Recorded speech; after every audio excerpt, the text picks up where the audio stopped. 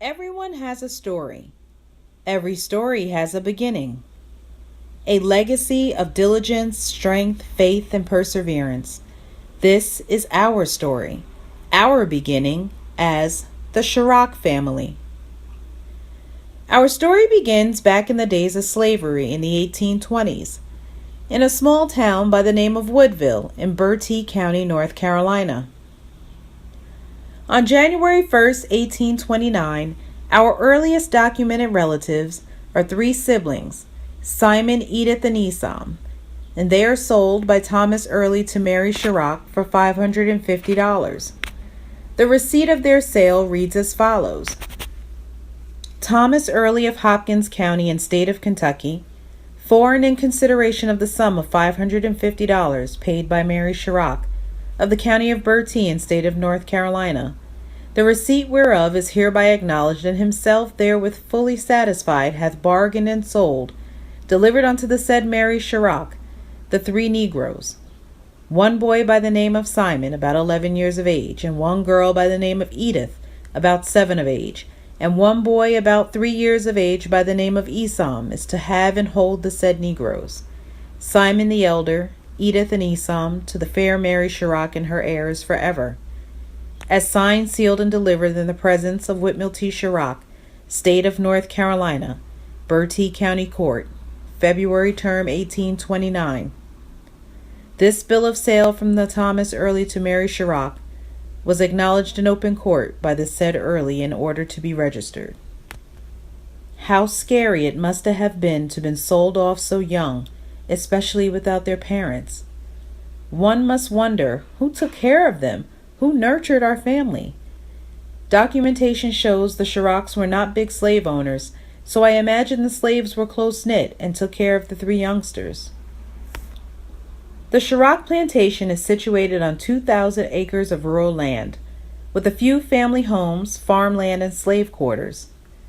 Although there was 2,000 acres, about half the acreage is woods and swampland. Simon, Edith, and Esau will grow up and work the land of Mary Sharrock for many years. Edith has 4 children with an unknown father on Mary Sharrock's plantation.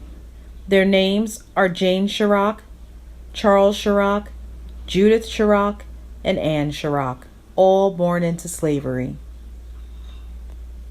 In 1848, plantation owner Mary Sharrock dies and leaves in her will all of her slaves to be divided between all her children and grandchildren. An excerpt from the will reads as follows. In the name of God, amen. I, Mary Sharrock, being of sound and despairing mind, but knowing the certainty of death, do I leave to my daughter Elizabeth Sharrock, land whereas I formerly lived, known as the Old Place, Negro boy Dick, woman Edith, and her children, namely Jane, Charles, Judith, and Anne, and all her future increase forever. All of Mary's children live on her plantation at this time, so there was no significant change in venue for our family with her passing. However, in 1849, Mary's daughter Elizabeth dies, and all of the slaves she inherited are divided among her brother Whitmell, his wife, and his daughters. Elizabeth's will reads as follows. In the name of God, amen. I, Elizabeth Sharrock of the State of North Carolina and County of Bertie, being of weak body, but of sound and despairing mind, do make and publish this as my last will and testament in manner and form as follows.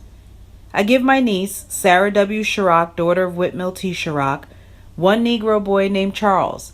I give my niece, Mary E. Sharrock, daughter of said Whitmell T. Sharrock, one Negro girl named Judith. I give my niece, Frances Sharrock, daughter of Whitmell T. Sharrock, one Negro girl named Anna. I give my niece, Elizabeth Jenkins, one Negro boy named Dick. I give wife of W.T. Band, one Negro girl named Jane. During her natural life and after her death, I give said Negro Jane and all her future increase to said Irena Bands and her heirs forever. I give my niece, Mary Ann Watson, wife of John Watson, one Negro woman named Edith. During her natural life and after her death, I give said Negro Edith and all her future increase to said Mary Ann Watson's children and her heirs forever. This change in ownership, we believe, took Edith away from us. The rest of the family would stay on the plantation together until Whitmill's daughters take husbands and move away. Edith's son Charles becomes involved with a slave woman on the plantation named Margaret Spivey. Margaret Spivey, born approximately 1830, was an inherited slave of Whitmill Sharrock, Mary's son. According to U.S. Census records, Margaret was valued at $400 at the age of 8. It is presumed that her value is attributed to possibly being a child of a white Spivey male. Notable Spivey characteristics: red hair, freckles, fair skin, and poor eyesight. Anything sound familiar in our family? Margaret and Charles have 3 kids born into slavery in the course of their relationship. Their names are Delia, Jacob, and Charles Jr. The entire family is using Sharrock as their last name. It is unknown if Charles and Margaret were slave married, as it was illegal for slaves to marry at this time. However, Charles and Margaret become affectionately known to our family as Grandma Margaret and Grandpa Charles. As outlined in the wills of Mary and Elizabeth Sharrock, our family is now owned by Mary's son, Whitmill T. Sharrock, and his daughters after their death.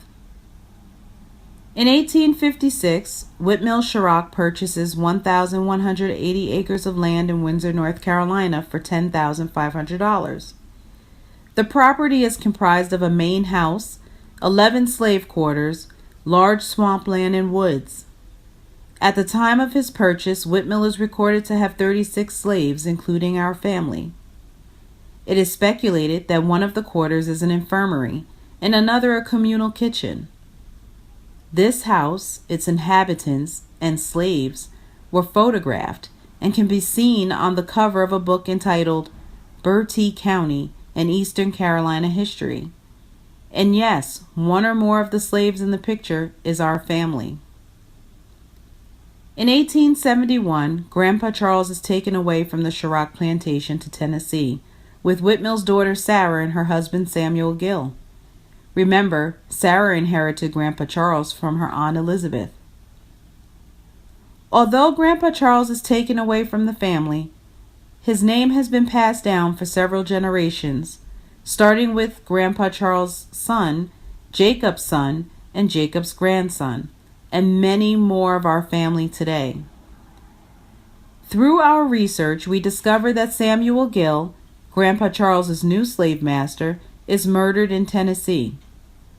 That is when we lose track of Sarah Gill, which would have led us to Grandpa Charles. I know what you're all thinking, and no, Grandpa Charles did not do it. Back at the Sharrock plantation, Grandma Margaret, now alone with her 3 children, finds herself in a relationship with another slave on the plantation named Freeland Hinson. Freeland Hinson, born approximately 1846, was purchased by Whitmill Sharrock in 1854 for $706 from the estate of William G. Clary. William G. Clary received Freeland in the estate division of his father-in-law, Edward C. Watson, in 1852. This is an important fact.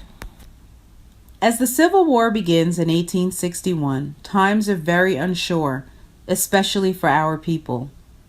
Slaves are running away more than before, and some are joining the Union Army to fight for their freedom. Remember our Uncle Esau, Edith's brother? He joins the Union forces in the Navy and fought in the Battle of Bachelor's Bay in North Carolina. Also, according to historical documentation, plantation owner Whitmill Sharrock was selling provisions to the Confederate Army from his store towards the end of the war. I wonder what our family must have felt seeing Confederate soldiers on the land that they worked. In 1862, a year into the Civil War, Grandma Margaret and Freeland welcome a baby boy named Henry. When Henry is just about 1 year old, President Abraham Lincoln signs the Emancipation Proclamation, putting an end to slavery.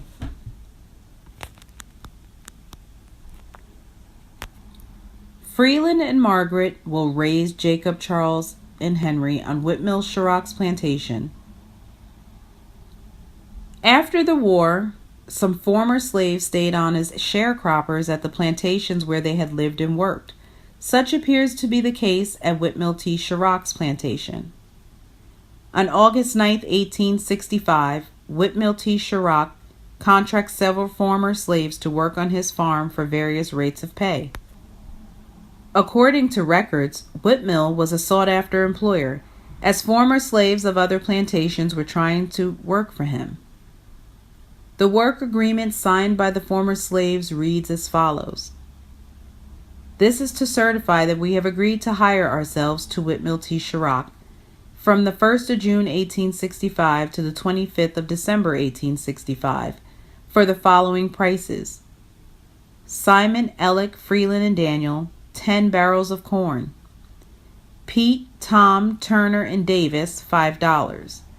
Ned Robbins for 10 barrels of corn, and wives and children. And Alfred, $5 per month, and wife, and even Abraham, $5 per month, and Jack, Jervis, Delia, Isaac, $3 per month. And we and each of us do find ourselves to work faithfully as we have done heretofore, and not to leave before the time is out, that we have agreed to serve, signed by everyone with an X. Freeland and Delia both signed the work agreement. Margaret and the other kids are assumed to work under Freeland's signature. Considering everyone signed with an X, we assume they are unable to read and write, so they had to trust that what was written in the contract on their behalf was the agreed upon terms. According to a ledger book from the Sharrock Farm Store, which is in collection at the North Carolina Archives, Freeland and Margaret and all the kids are under Freeland and Margaret's account. As Delia, Jacob, and Charles become of age, they branch off into their own accounts. There is an entry in 1868 showing Jacob being paid $40 a year, which is equivalent to $1,100 today. Delia is released from the account of Freeland and Margaret and starting an account of her own and working for wages of $3 a month, which is equivalent to $84 today. The same goes for Charles Jr. Also, after the Civil War, the Freedmen's Bureau legitimized the marriages of tens of thousands of former slaves. These records are sometimes called cohabitation records. On August 11, 1866, Margaret Sharrock and Freeland Watson registered their marriage with the Bertie County Clerk of Court, and the document reads as follows. Freeland Sharrock and Margaret Sharrock this day appeared before me and acknowledged they have been cohabitating together as man and wife for 3 years. August 11th, 1866. William P. Gurley, Clerk of Court. According to Whitmill's expense ledger, Grandma Margaret and Grandpa Freeland are given a week off paid holiday of $5 cash, which is $73 today, to go and get their marriage registered. I'm sure it was not law for Whitmill to do this, but it was a kind gesture considering at one point he owned them. If you notice the date, the last day of our reunion is the start of their 145th anniversary of their honeymoon week vacation. Just a few months after they register their marriage in November of 1866, Margaret and Freeland have a daughter named Mag. Sadly, Mag dies sometime thereafter, as we see a ledger entry from the farm store ledger for a coffin for little Mag. In reading through Whitmill's ledger, we notice Margaret and Freeland's transition from Sharrock to Watson between 1866 and 1870. While living and working on the Sharrock plantation, both Margaret and Grandpa Freeland used the surname Sharrock. However, Freeland would use Sharrock or Watson interchangeably. If you remember, Freeland was owned by Edward Watson before Whitmill. We are not sure why he kept the connection to the Watson name, but Freeland would use it and eventually keep it as his surname. It is said that when a slave takes the surname of a former slave master later down the road, is usually because there is kinship. We have not found any evidence, however, that this is the case for Freeland. In 1866, Freeland and Margaret are found in the ledger with no last name at times. and in 1867 they're called Freeland and Margaret Sharrock. In the ledger and 1870 U.S. Census, the couple uses the surname Watson. The 1870 U.S. Census finds 24-year-old Freeland Watson and 40-year-old Margaret living in the Snakebite Township of Bertie County. Freeland is listed as a farm laborer.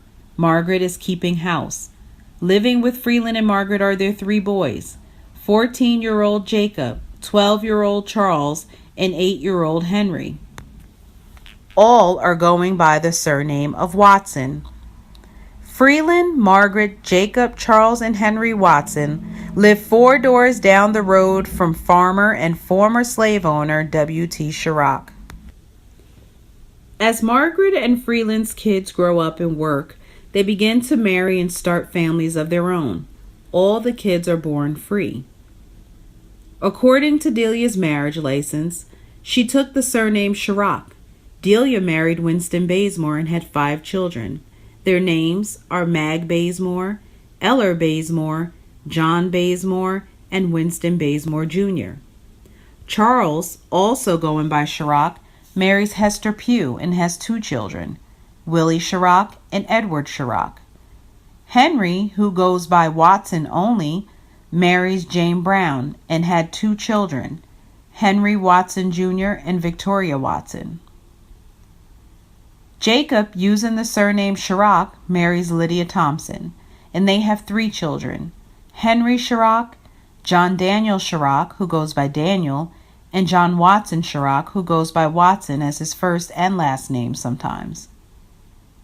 Jacob, Lydia, and the kids live with Lydia's parents, Daniel and Mary Ann Thompson. Sometime after Lydia's father dies, she leaves Jacob and the kids in North Carolina. The story is, she picks up and leaves in search of a better life up north and lands in Mount Vernon, New York. However, we are unable to find Lydia in any documentation in New York at this time. Jacob is left to raise the 3 boys with the help of his mother-in-law, Mary Ann Thompson, who also goes by May. On April 24, 1891, Jacob marries Patty Hill, whom he lived next door to for many years, and they have 5 children, Starkey Sharrock, Willie Mae Sharrock, Charles Norman Sharrock, Ella Sharrock, and Peter Hunter Sharrock. All of Jacob's children's names should sound really familiar, as they are all our grandfathers and grandmothers, making Jacob the great-grandfather of every Sharrock descendant in the room. During the time of Reconstruction, which was after the Civil War, things are getting pretty bad for Black people in the South.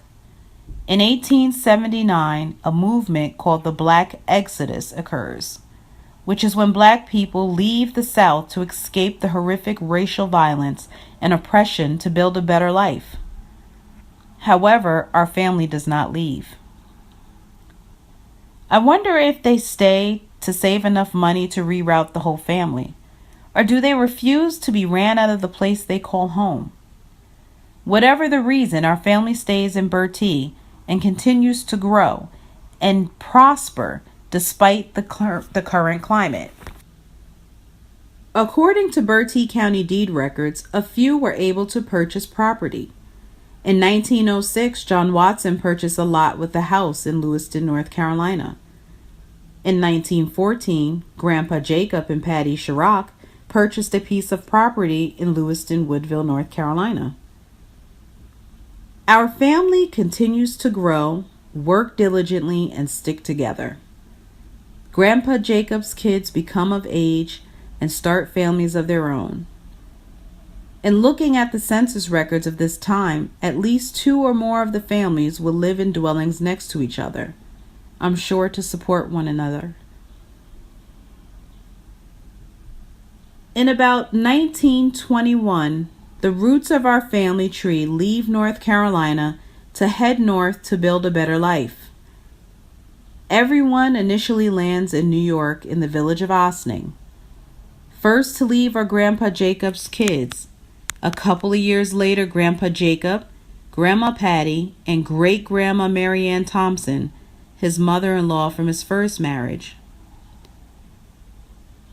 In October of 1930, Grandpa Jacob dies in Ossining, New York, and is buried at Dale Cemetery. The patriarch of our family is gone. However, this is not the end of our story. This is just the beginning of our new life as the free Ossining, New York Sharrock family.